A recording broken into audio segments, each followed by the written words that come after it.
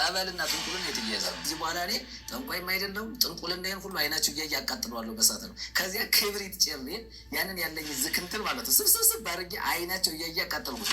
ገዳመ አስቄጥስ ተክለ ሃይማኖት ራቁቴን የተገረፍኩበት ቦታ ነው።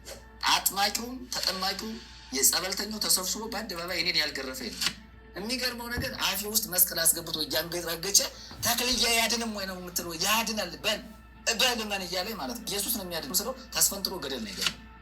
ብዙ ጊዜ ክርክር አድርጌያለሁ። አሁን እነዚያ ሊቃውንቱ ተሰበሰቡና አንድ የተክሌ አቋቋም አዋቂ ሰውዬ መጣ።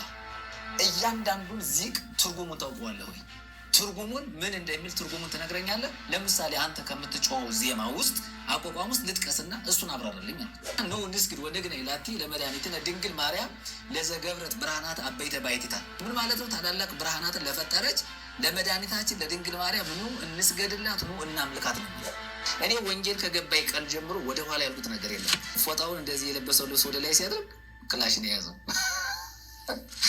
እኔ ሰውነቴን ያመንኩት የተቀበልኩት ጌታን ከተቀበልኩ በኋላ ነው። እና ጌታን ከተቀበልኩ በኋላ ያ ሁሉ ጓደኛ ጥሎ ነው የሄደው። ብቻዬን ነው የቀረሁት። ብቸኛ የነፍስ ወዳጅም የስጋም ወዳጅ ኢየሱስ ነው። ስሜ መርጌታ አምላክ ተመስገን ይባላል። በተሐድሶ አገልግሎት በማገልገል ላይ ይገኛለሁ። እንደገና ደግሞ አፍላጋ ሕይወት የክርስቶስ ቤተክርስቲያን በሚል ማህበር ውስጥ ደግሞ ህብረት ውስጥ በዚያ በአገልግሎት አብሬ ከወንድሞች ጋር አገለግላለሁኝ። እውነትን ከተረዳሁበት ሰዓት ጀምሮ እስካሁን ያለሁት በተሐድሶ አገልግሎት ውስጥ ነው። ተወልጄ ያደግኩትኝ ይልማና ዴንሳ ጎንጂ ቆለላ በሚባል ሀገር ውስጥ ነው። የተወለድኩበት አካባቢ ብዙዎች ያውቁታል ብዬ ተስፋ አድርጋለሁኝ። ምንም አይነት የወንጌል እውነት በሌለበት አካባቢ ነው የተወለድኩትኝ። እንደተወለድኩ እናት አባቶቼ የቆሎ ተማሪ እንዲሆን ምኞትና መሻት ስለነበራቸው ከተወለድኩበት ጊዜ ጀምሮ የቆሎ ተማሪ እንደመሆን ተስፋ ስለነበራቸው ያው ከ7 ዓመት በኋላ ወደ ቆሎ ትምህርት ቤት እንዳስገቡኝ ከዚያም በቆሎ ትምህርት ቤት እንዳደግኩ ነው። እንግዲህ ወደ ኋላ ያለውን ታሪኬን በተመለከተ ስናገር እንግዲህ ቤተሰቦቼ በጣም ጥሩ ቤተሰብ የሚባል ቤተሰብ ነው የተወለድኩትኝ። በእነሱ ያው ፈሪሃ እግዚአብሔር ያላቸው በማህበረሰቡም ዘንድ ተወዳጅና እውቅና ያላቸው ሰዎች እንደነበሩ ያው እንግዲህ ጎረቤትም ሀገርም አካባቢም ያውቃል ብዬ ተስፋ አድርጋለሁኝ። እና አስተዳደጌ እንግዲህ በቆሎ ትምህርት ቤት ነው። በቆሎ ትምህርት ቤት ሳድግ ቆሎ ትምህርት ቤት መጀመሪያ ላይ እንግዲህ ከፊደል ነው የሚጀምረው። ፊደል መቁጠር አለ፣ አቡጊዳ የሚባል ራሱን የቻለ አለ፣ የተዘበራረቀ ፊደል። እሱን በመማር መልእክተ ዮሐንስ እንደገና የወንጌል ንባብ አርጋኖን የሚባል መጽሐፍ አለ እና እሱን ወደ መዝሙረ ዳዊት ከመሄዳችን በፊት አንዳንዶች የአብነት መምህራን በመጀመሪያ ደረጃ ንባብ በደንብ አድርገው ያስነብቡና ወደ መዝሙረ ዳዊት ስንሄድ እንዳንቸገር ከመጀመሪያ ማስተማር ያለባቸውን ነገር ያስተምራሉ። እና በቆሎ ትምህርት ቤት ብዙ ጊዜ እንግዲህ ዜማ ቤት የሚባለው ማለት ነው የመጀመሪያ ደረጃ ከፊደል ገበታ ጀምሮ መዝሙረ ዳዊት አለ፣ ውዳሴ ማርያም አለ፣ አንቀጸ ብርሃን አለ፣ መልካ ማርያም፣ መልካ ኢየሱስ፣ እነዚህን ትምህርቶች ትምህርት ኅቡዓት፣ እነዚህን ትምህርቶች በመጀመሪያ ደረጃ እንግዲህ ዜማ ቤት ወይም ደግሞ ከመዝሙረ ዳዊት ጎን ለጎን የቃል ትምህርት የምንላቸው ማለት ነው። እንግዲህ መዝሙረ ዳዊት በመጽሐፍ ነው የምንማረው፣ መልእክተ ዮሐንስንም በመጽሐፍ ነው የምንማረው። ሌሎች ግን የቃላት ትምህርቶች ናቸው። የቃላት ትምህርቶችን ደግሞ በቅደም ተከተል በሽምደዳ ማለት ነው። እንግዲህ አስተማሪዎች እያንዳንዱ በቃል ያለውን በቃል ያስተምራሉ፣ በመጽሐፍ ያለውን በማዳመጥ ነው። ንባቡ ተነሽ፣ ተጣይ፣ ሰያፍ፣ ወዳቂ የሚባል ነገር አለ እንግዲህ በግዕዝ ቋንቋ መሰረት እና መምህሮች ይህንን በደንብ ጠንቀው ስለሚያውቁት አንባቢው መዝሙረ ዳዊት የሚማር ሰው ተማሪ ወይም ደግሞ መልእክተ ዮሐንስን የሚያነብ አርጋኑን የሚያነብ እንደዚሁ ሌሎች መጽሐፍቶችን በተጓዳኝ የሚያነበውን ሰው ቃል በቃል ወይም ደግሞ አይን ላይን እያዩት ሳይሆን በጆሮዎቻቸው እየሰሙ ጥፋት ሲያጠፋ ይመልሱታል ማለት ነው።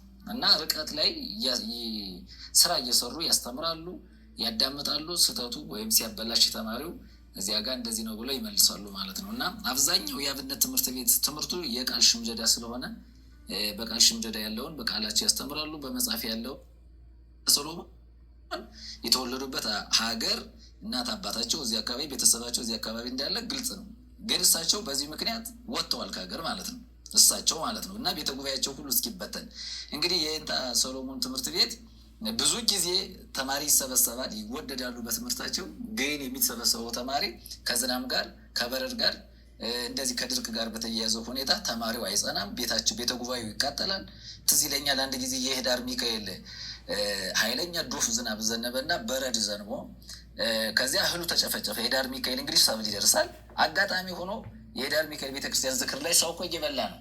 በጣም እንግዲህ ዝክር የዳር ሚካኤል ዝክር እየዘከረ ለመጽደቅ ለመዳን የሆነ መልካም ነገር እየሰራ ቤተክርስቲያን ላይ ማህበረሰቡ በአንድ በኩል ዝናብ ዘንቦ በረድ ሲጥል ግን የዚያንኑ የቤተክርስቲያን መምህር ግን በአካፋና በአድዋማ ቀጥቅጠው የገደሉት መምህር አለ። የሚገርመው ነገር ማለት ነው። በአንድ በኩል እኮ ዝክር እየበላ ማህበረሰቡ ማለት ነው። ግን ዝናብ ደግሞ በረድ ሲመጣ ደግሞ እንደዚህ የሚያደርግ እና ማህበረሰቡ ራሱ በጣም ችግር ያለበት ከእግዚአብሔር ይልቅ በጠንቋይ የሚታመን በእግዚአብሔር ሳይሆን እንደዚህ በረድ ዝናብ እናውቃለን የሚሉ ሰዎች ላይ ሀሳቡን ያስቀመጠ ከእግዚአብሔር ይልቅ የሚታመናቸው ጠንቋዮችና አስማተኞች መተተኞች አሉ እና እንዲህ አይነት ገጠሞች አሉ እና ደብረ ዘይት አካባቢ እንዲህ አይነት ነገር ተከሰተ እና ከዚህ አካባቢ የግድ እንድንወጣ ተደረግን ማለት ነው። ከደብረ ዘይት ሌላ ቦታ መቀየር አለብን። ምክንያቱም የምንፈልገው የቅኔ ትምህርት በደንብ ማወቅ መማር ስለሆነ ከደብረ ዘይት ወደ ጽዮን ማርያም የሚባል ሀገር ነው የሄድኩት ማለት ነው። እንግዲህ ጽዮን ማርያም ያሉት መምህር ይንጠጓ ጽባህ ይባላሉ። በጣም እሳቸውም አገባብ ያስቀጸሉኝ ግስ እንዲቀጽል ያደረጉ ግሳቸው ናቸው። በጣም የሚገርም እንዲያው ግስና አገባብ ሊቀጽል ልማር ያለ ሰው መሄድ ያለበት ይንጠጓ ጽባህ ጋር ነው፣ እርባታን ጨምሮ ማለት ነው። የትም ቦታ ብትሄዱ የቅኔ መምህራን ቁጭ ብለው እርባታ አያስቀጽሉም። ይሄ ለምሳሌ አንገለገ የምንለው፣ ቀደሰ የምንለው፣ ባረከ የምንለው፣ አጥመቀ የምንለው፣ ይብ የምንለው፣ ውእቱ የምንለው፣ ኢ የምንለው፣ አኮ የምንለው፣ አልቦ ቦ የምንላቸው ነገሮችን በደንብ አድርጎ እስከ መጨረሻቸው ድረስ እንዴት መውረድ እንዳለባቸው አወራረዳቸውን ጀምሮ መጠንቀቅ ያለበት መማር ያለበት ሰው ከፈለገ ይንጠጓ ጽባህ ጋር ማየት ነው እና ይንጠጓ ጽባህ ጋር የትግራይ ተወላጆች ናቸው እሳቸው። እዚህ አካባቢ ደግሞ አንድ አባ ገብረስላሴ የሚባል ገዳም ነጋትራ ሀና የምትባል ቤተክርስቲያን ላይ ይሳቸዋሉ ማለት ነው እና እዚያ ቦታ ላይ ስንሄድ ይንጠጓ ጽባህ ባሉበት አካባቢ ላይ ጽዮን ማርያም አካባቢ ላይ የፈለገ ዶፍ ቢወርድ በረድ ቢወርድ የማይበል ቢወርድ ተማሪ እናደረገ ተብሎ አይታሰብም። ምክንያቱም እሳቸውን ስለሚፈራቸው ያንን ነገር አያደርግም ማለት ነው። የፈለገ በረድ ቢወርድ ሰውሉ ቢቀጠቀጥ ቢደበደብ የይንጠጓ ጽባህ ባሉበት አካባቢ የይንጠጓ ጽባህን ተማሪ መንካት አይቻልም። በጣም ተማሪዎቻቸው የእሳቸው ተማሪዎች ተከብረው ነው የሚማሩት። ተከብረው ማለት ነው። እንደ ሌሎች መምህራን በዱላ እየተደበደቡ እየተጨፈጨፉ እየታሰሩ እጅ እግራቸው እየተሰበረ በቃ በሄዱበት ቦታ ሁሉ እየተደበደቡ እየተሯሯጡ አይኖሩም። የይንጠጓ ጽባህ ተማሪ በጣም በጊዜው እኔ ባለሁበት ሰዓት ራሱ በጣም ብዙ ዘራፊ የነበረበት ብዙ አስነጋሪ የነበረበት ብዙዎች አቋቋም አዋቂ በተለይ ጎንደሬ ላሊበላ ላስታ አካባቢ በተለይ ይሄ ደብረ ታቦር አካባቢ የሚለው የቅኔ ተማሪ አብዛኞቹ ጎንደሮች የነበሩበት ትምህርት ቤት ነው እና እንግዲህ የጎንደር አካባቢ እና የጎጃም አካባቢ ተማሪዎች በእንትን ይለያያሉ። ከጎንደር አካባቢ የሚመጡት እና ከጎጃም አካባቢ የሚመጡት በእውቀት የሚለያዩበት መንገድ አለ። አብዛኛው ጎጃም በቅኔ ነው የሚታወቀው፣ ቅኔ ላይ ትኩረት ያደርጋል።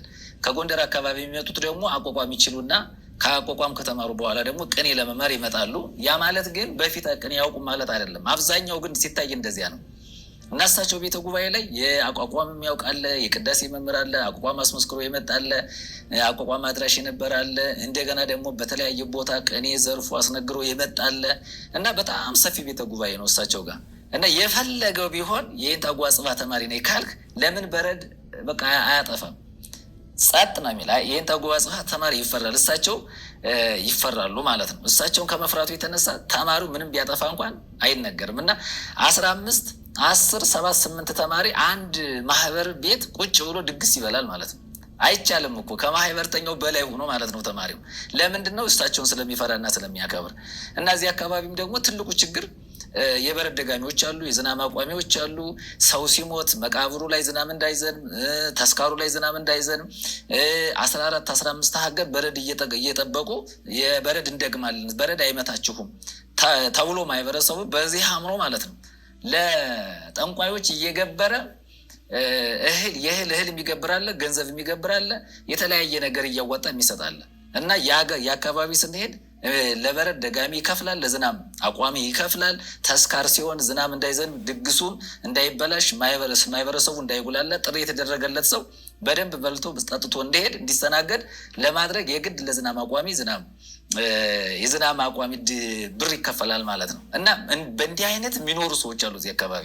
ለምሳሌ ጽዮን ማርያም ከደብረ ማርቆስ ወደ ምስራቅ ወደ ቆያ አካባቢ ወደ ቢሸን አካባቢ ብንሄድ፣ እንደገና ወደ የቦቅላ አካባቢ ብንሄድ፣ ወደ የሰንበት ምናምን ብንሄድ እነዚህ ሀገሮች ይታወቃሉ።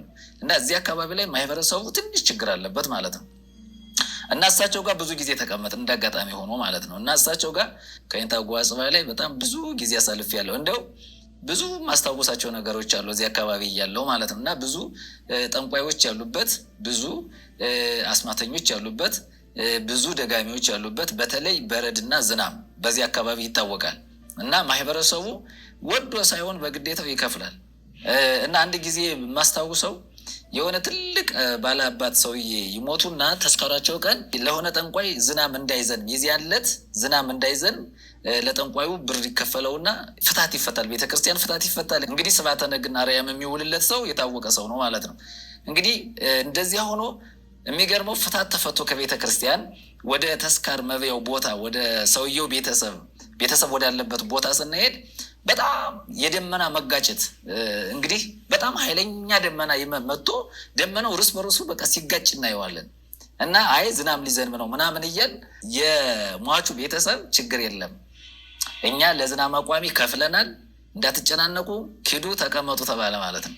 የሚገርመው ነገር ሄደን ቁጭ ብለን ተስካሩ ድግሱ በጣም ልነግር አልችልም። እንግዲህ የሚጠሩ ካህናት የአንድ ቤተክርስቲያን አይደለም፣ የ3 የ4 የ5 ከዚያም በላይ 4 5 ቤተክርስቲያን ካህናት ከዚያም በላይ እንዲው አካባቢው ራሱ አይቀርም። እና በቃ ሜዳ ላይ ነው የተዘረጋው የተሰጠው ህዝቡ። ከዚያ በቃ ድግሱ በቃ ሌማት አለ በራሱን ችሎ። ከዚያ ኃይለኛ ደመና መጣ። የሚገርመው ተስካር እየበላን ያለንበት ቦታና አለፍ ብሎ የሚገርመው ነገር ትንሽ እኮ በቃ ትንሽ ልፍ እንዳልክ ኃይለኛ ዶፍ ዝናብ እየዘነበ ተስካር የሚበላበት ቦታ ራሱ ዝናብ የለም። በአይናችን እያየን ማለት ነው። እና መርጌታ እንተና ነው ዛሬ የያዘው እሱማ ታዋቂ ነው ተብሎ በቃ አድናቆት ነው የተሰጠው ማለት ነው። ግን በምንድን ነው ያ ዝናብ እንደዚያ የሆነው ቢባል በጥንቁልና በአስማት ነው። እና ማህበረሰቡ በዚህ ያምናል። እዚያ ተስካር ላይ እዚያ ተደገሰው ድግስ ላይ አንዲት በረድ አንዲት ዝናብ ጠብ ሳይል በአይናችን እያየን ድግሳችንን በልተን ጠጥተን ተነስተን ሄድ ማለት ነው። እና ይታወቃል በዚህ አካባቢ። እና እንደው ስም መጥራት ጥሩ ስለማይሆን እንጂ እኔ አውቃቸዋለሁ መምህራኖችን የበረድ ደጋሚ እነማን እንደሆኑ ዝናብ እንዲያቆሙ ገንዘብ እየተሰጣቸው የሚሰጡ ገንዘብ የሚቀበሉ እነመኔ በስማቸው በአድራሻቸው ቦታቸውን ሁሉ አውቃቸዋለሁ። እና አንድ ቤተክርስቲያን ነበረ፣ ጊዮርጊስ ቤተክርስቲያን ነው። እዚያ ቤተክርስቲያን ውስጥ አንድ ታዋቂ በጣም ሽማግሌ የሆኑ መርጌታ አሉ። እና ቤተክርስቲያኑ አጋጣሚ ሆኖ ጸበል አለበት ቦታው። እና እሳቸው አሉበት ቦታ የጊዮርጊስ ቤተክርስቲያን ነው። ጸበል አለ። የሚገርመው ነገር ያ ጸበል ያለበት ጊዮርጊስ ቤተክርስቲያን የተተከለበት አካባቢውን ሄዳችሁ ብታዩት ምንም አይነት ሰብል የሚባል ነገር የለውም። ግን ከተለያየ ቦታ ግን ሰው እየመጣ እየተጠመቀ ተፈወሰ እየተባለ ይሄዳል። እና እሳቸው የጥር ጊዮርጊስ ስባር አጽሙ ለጊዮርጊስ እና እንደገናም ደግሞ ይሄ የሚያዝያ ጊዮርጊስ እነሱ ላይ ስንመጣ እሳቸው የነገስታት ዘውድ የሚመስል ከአናታቸው ላይ ይደፋሉ። አናታቸው ላይ አድርገው ይሄ ልብሰ ተክህኖ ይለብሳሉ እና ማህሌት ይቆማሉ። እሳቸው ማህሌት ቆመው እየጮሁ ተጠማቂው እሳቸውን ሲያይ ይጮሃል። እሳቸውን እያየ ማለት ነው። ተንበርከክ ይሉታል፣ ዝም በል ይሉታል ማለት ነው። ሊቃውንቱ መካከል እኮ አደራረስ አርያሙ እየዋለ የሚገርመው ነገር የሊቃውንት ማዕት ነው የሚመጣው። የዚህ ያለ ማለት ጊዮርጊስ ቤተክርስቲያን ታዋቂ ስለሆነ እሳቸውም ታዋቂ ስለሆኑ የግድ እዚያ ቤተክርስቲያን ንግስ ሊቃውንቱ መገኘት አለበት እና ረድኤት እንዳይለየው በረከት ለማግኘት የተለያየ ሊቃውንት ይመጣሉ ማለት ነው። እና መጥተው የተጠማቂው ከተለያየ ቦታ በሽታ ያለበት ሊጠመቅ የመጣ ገና እሳቸውን ሲያይ ይጮሃል። ዝም በል ይሉታል ማለት ነው። ተንበርከክ ሲሉት ይንበረከካል፣ ተነስ ሲሉት ይነሳል። ቤተክርስቲያኑን ዙረህና ይህንን አውደ ምሕረት አለ አይደለ? እሱን ዙረህና ሲሉት ሄዶ ዞሮ ይመጣል እሳቸው ጋር ማለት ነው። ያን የሚያደርጉት ግን በምንድን ነው ከተባለ ያው ድግምት ነው እና መተት ነው እና ከጥንቁልና አሰራር ጋር ጸበልና ጥንቁልና የተያያዘ ነው በነገራችን ላይ ማለት ነው። ሰው ማወቅ ያለበት አንድ አካባቢ ላይ ጸበል ነገሰ ከበረ ብዙ ሰው ብዙ ተጠማቂ አለው ከተባለ የሆነ ድግምትና መተት እንዳለበት ማህበረሰቡ ማወቅ መቻል አለበት። ዝም ብሎ የሆነ ምንጭ ፈልቆ እዚያ ቦታ ላይ ታምራት አይሆንም። ምክንያቱም እግዚአብሔር አይደለም እዚያ ጋር ያለው ጸበሉም ሲፈልቅ በእግዚአብሔር አይደለም የሚሰራው ታምራትና ድንቅ እግዚአብሔር የለበትም። ያ ነገር ከምን ጋር የተያያዘ ነው ከተባለ የቤተ ክርስቲያን አገልጋዮች አብዛኞቹ ከጥንቁልና ጋር ስለሚሰሩት ስለሚያያይዙት፣ በድግምትና በአስማት ሰውንም ስለሚያስለፈልፉት ማለት ነው። እና ጸበል የፈለቀበት ቦታ ሁሉ ጤናማ አይደለም። እና እሳቸው በቃ እንደዚህ አድርገው ህዝቡን ያሰግዳሉ። የሚገርመው የስዕለቱን ማዕት ልነግራቸው አልችልም። ስዕለቱ በግድ ነው፣ በቃ ቆጣሪ ራሱ እስኪሰለች ድረስ ማለት ነው ብር። እንደዚህ አይነት ነገር እናያለን። እና በነበርኩበት አካባቢ በዚህ አካባቢ ላይ ብዙ ነገሮችን ታሪክ ነገሮችን ማንሳት እችላለሁኝ። እና ያው በቅኔ ትምህርት ቤት እንዞራለን። ለምሳሌ እንትን የምንለው አሁን ይሄ ክብረ በዓል ሲመጣ ንግስ ሲመጣ የዚያን ጊዜ ትምህርት ጋብ ይፈጠርለትና ተማሪው ኮቾሮ ፍለጋ ይሄዳል። የተለያየ ነገር ሰብስቦ ለመምጣት የተለያየ ቦታ ሩቅ ሀገር ይሄዳል ማለት ነው። እና በእንደዚህ አይነት ሁኔታ ብዙ ነገሮችን አሳልፋል። በረገጥንበት ቦታ ሁሉ አንዳንድ የሚያስገርም የሚያስደንቅ ነገሮችን እናገኛለን፣ ይከሰታል። እና አካባቢው ማህበረሰቡ አብዛኛው እግዚአብሔር ላይ አይደለም ልቡም ያለ እግዚአብሔርን በመፍራት የሚኖር ማህበረሰብ ሳይሆን አብዛኛው በጥንቁልና የተያያዘ ነው። እና እስከ 14 እስከ 15 ሀገር ድረስ ለበረድና ለዝናብ እየደገሙ ገንዘብ የሚቀበሉ በጣም ባለሀብት የሆኑ ቤተ ክህነቶች እንዳሉ ግልጽ ነው ይሄ። እና በቅኔ ትምህርት ቤት በተጓዳኝ የምናያቸው ታምራት፣ በተጓዳኝ የምናያቸው ድንቃድንቅ ነገሮች በጣም ሰፊዎች ናቸው። እና እንግዲህ በዚህ አካባቢ ነው እኔ የቆየሁትኝ። እንግዲህ ጽዮን ማርያም ነው ይንተጓ ጽባ ላይ ቅድም እንደተናገርኩት በደንብ አገባብም ግስም ቀጽዬ ብዙ ነገሮችን ተረድቼ እንደ አይኔ ሁሉ ተጠርጎልኝ በትክክለኛው የቅኔ መንገድ እንድማር ያደረጉኝ እነሱ ናቸው። ከዚያም በኋላ ግን ያው የተለያየ ቅኔ ቤትም ሄጃለሁኝ። ከዚያ በኋላ ግን ዝም ብሎ የስለላ አይነት ማለት ነው። ለምሳሌ ከአንድ ቅኔ ቤት ወደ ሌላ ቅኔ ቤት እንሄዳለን። ሰውየው ግስ ሲያወርድ፣ ቅኔ ሲዘርፍ፣ ሲያስቀጽል፣ ሲናገር፣ ተማሪ ሲያስነግር፣ ትምህርቱን ሲሰጥ እናይና ትክክለኛ ጥሩ እውቀት ያለው ከሆነ እንቀመጣለን። ደግሞ በጣም የወረደ ከሆነ ደግሞ ትተነው መሄድ ነው። ጣጣ የለም። ለምሳሌ በቃ ሰውን እናስከፋለን፣ እናስቀይማለን የሚል ታሪክ የለም። በዚያ ከተማርክ ከአንተ በታች ሆኖ ካገኘው ጥለ ነው የምትሄደው። እንሄዳለን። ብዙ ቅኔ ትምህርት ቤቶችን ቸክ እናደርጋለን። መጀመሪያ የምናደርገው ቅኔ ሲዘርፍ መስማት ነው። ግስ ሲያወርድ መስማት ነው። ቅኔ ሲያስነገር ሂደን መስማት ነው።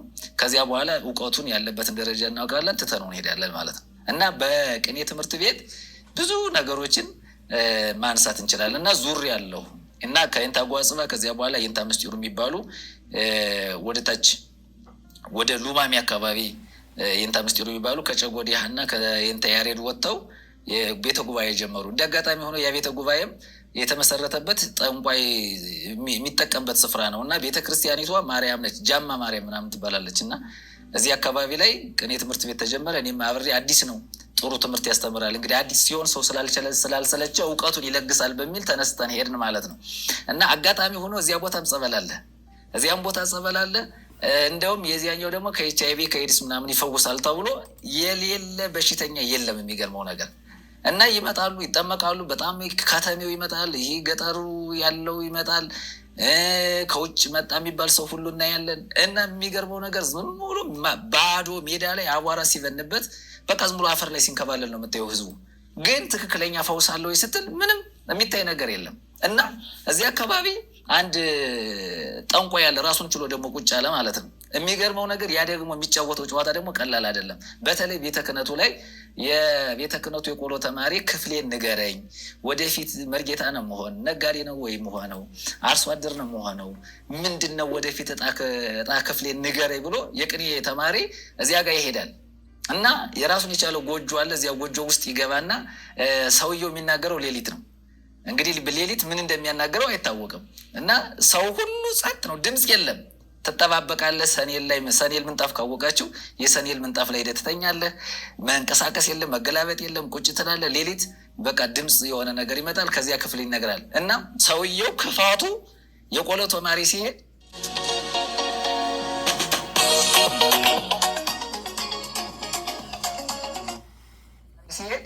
እጽዋት አምጣ፣ ይህንን እጽዋት አምጣና በዚህ እጽዋት ትሰራልሃለሁ ብሎ ማለት ነው።